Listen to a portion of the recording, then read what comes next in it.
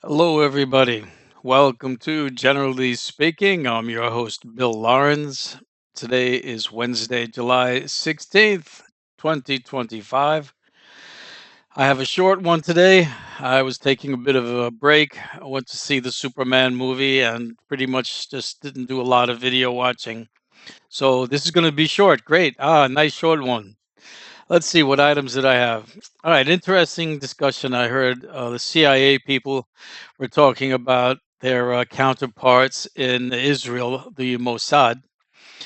He was saying that whenever they came to visit, they would bring gifts. Nice, hey, my American friends, I have some gifts for you. And the gifts always had bugs in them, not run around insect bugs, but, recording bugs to spy on whatever was going on in there. And I thought, wow, imagine that. They got spy stuff in the gifts. But then I thought, I wonder if that goes the other way around. I wonder if they all do that. Everybody who visits brings bugs to spy on you. Well, they're spies, right? That's what they do. They can't help themselves. So, what do you expect? All right. So, just as an interesting segue from speaking about bugs, here's a real bug. Did you know a female termite queen can live for 50 years? That's a long time for a bug. I think it's the longest living bug. And as long as we're on Animalia, a curious thing about bats, we always love those scenes of bats swarming out of a cave somewhere, the millions of bats coming out. Well, notice next time if you ever see that, they always go to the left. When they come out of the cave or wherever they are, they turn to the left. Nobody knows why. They just do. All right, so much for those. All right, what else? Russia and China are coming closer to each other. I guess the common American enemy, so they're becoming buddy buddies. There was an article about the huge funding increase for ICE, that it's like the biggest law enforcement funded agency now with the 200 billion something going towards them. But this commenter was saying, interestingly, there's not any of that money or hardly any of it going towards judges that need to process all these immigrants that need to be processed. So not good thinking there. You want to build up the system, sure, but build it up efficiently. All right, another thing, the BBC in England. I know some people usually used to think of it as a relatively straightforward, not prejudiced outfit, and maybe in large part to some extent it is, but it's definitely not when it comes to Israel. There are documentaries that were wanted to be offered, presented on what it's like to be in Gaza. And of course, not just saying, yeah, it's hot, not a lot of food, but how they're being bombed and how bad Israel is with them. And the BBC would not would not show them. And there's a big thing going on now, protesting about how the BBC, which is government controlled, is really being like a propaganda organization. So what else do we have here? Like, I'm getting to the end quick. I said this was going to be a short one. The Pacific Northwest has been undergoing a lot of earthquakes lately. Enough to make note to make an article. There's scientists saying, "Whoa, there's a lot going on." I mean, there are normally regularly occurring earthquakes. Probably all the earthquake places always have some earthquakes going on, but this was an exceptional amount. Maybe this is the time California is going to fall into the ocean. All right. So, at any rate, what else? Heinous. I was just listening to a description of some crime, and it was a heinous crime. I always like that word heinous. It just sounds so heinous, and it's funny. It's just a word, just a bad word. You say horrible, but when you say heinous, it really digs it in there. It really, makes you think this is bad, bad. It's like when you can say promise, I promise I'll do something, but if you pledge, oh, this is serious. You'd better not break that. You pledged. Okay, watch that pledging. And then so what else? Uh, German Chancellor, what's his name? Frederick Merz. He's warning Trump against imposing 30% tariffs, which I think Trump already did, and that they have an automatic mechanism for counter tariffs. And Frederick's trying to be a nice guy and say, listen, we won't automatically trigger them. We'll hold off until August, and maybe we can strike a deal.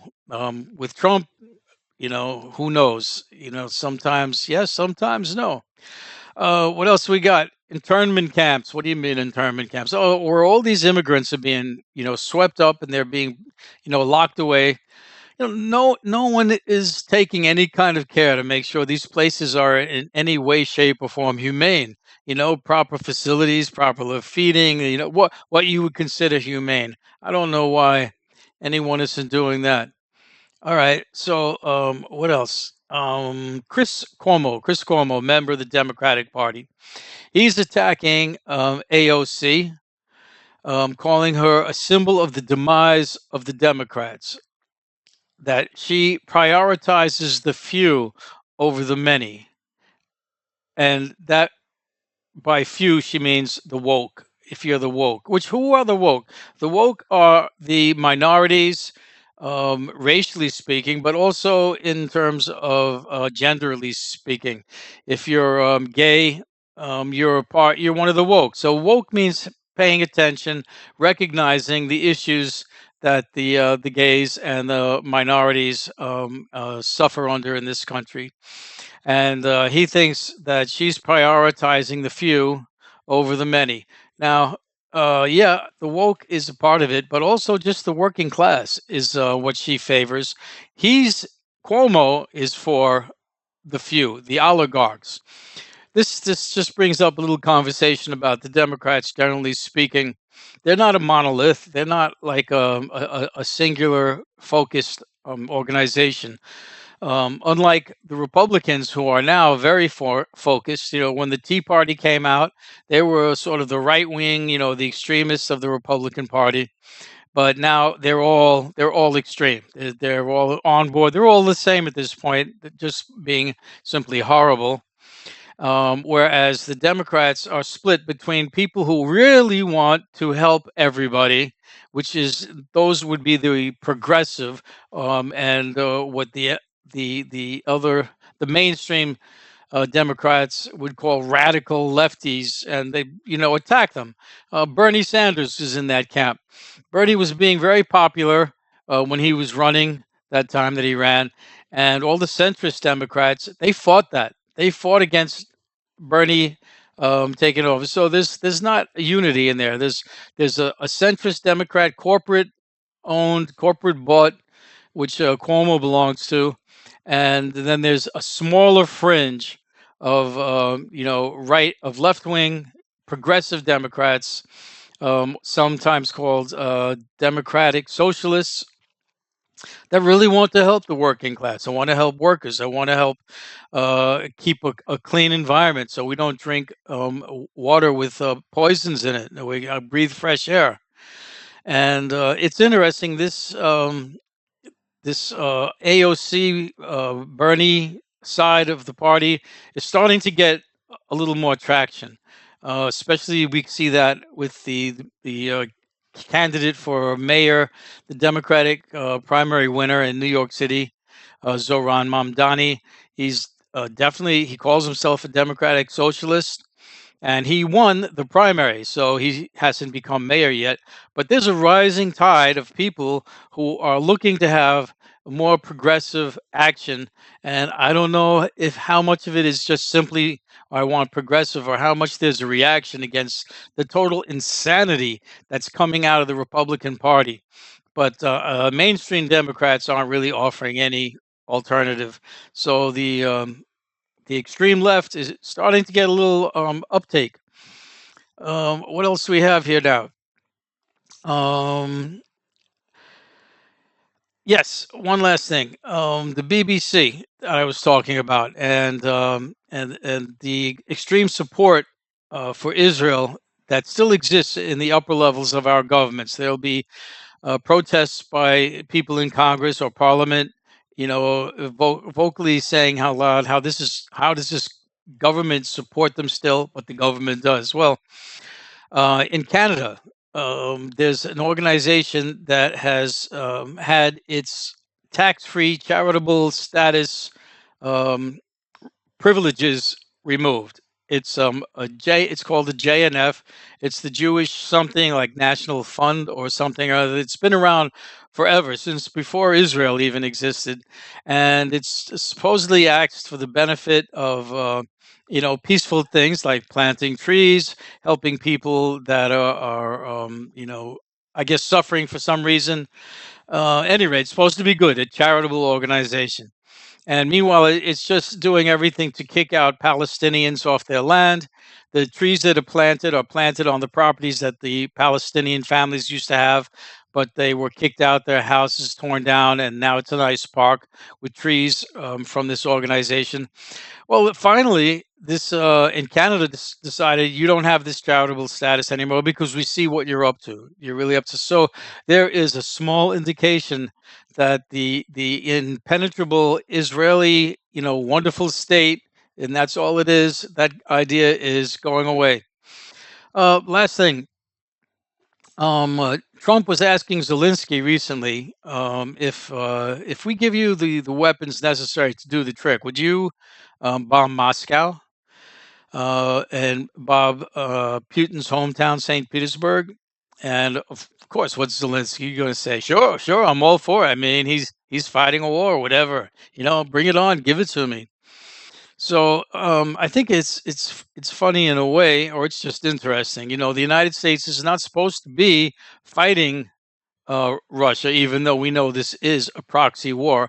But you notice that in Ukraine, we don't have American troops, we don't have NATO troops, even though there probably are advisors in there.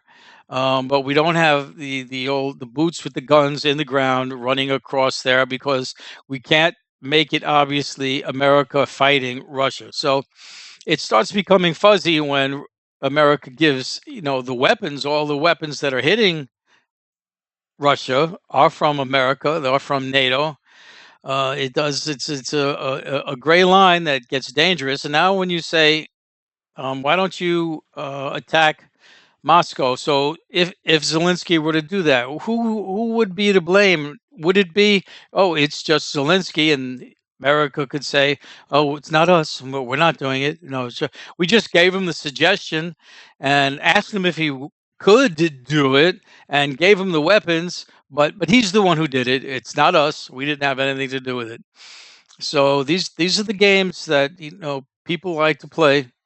And lastly, Trump threatens 100% secondary tariffs within 50 days on Russia if they don't start playing nice. I have a ceasefire with Ukraine, something or another, and it's a little bit ridiculous in a way. They've already sanctioned Russia every which way to Sunday that they possibly can. There's nothing else they can do to Russia. Russia's already given up on Europe and United States. They're doing all their business with China, India, Iran. They're doing business elsewhere. So it's not going to do much. But at any rate, it threatens 100% if you don't do, make nice in 50 days. So what's Russia do? The very next day, launches a new attack on Ukraine.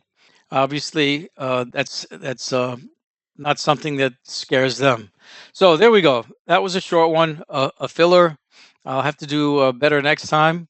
I hope you enjoyed it. Anyway, please give a like, give a subscribe, and have a nice day.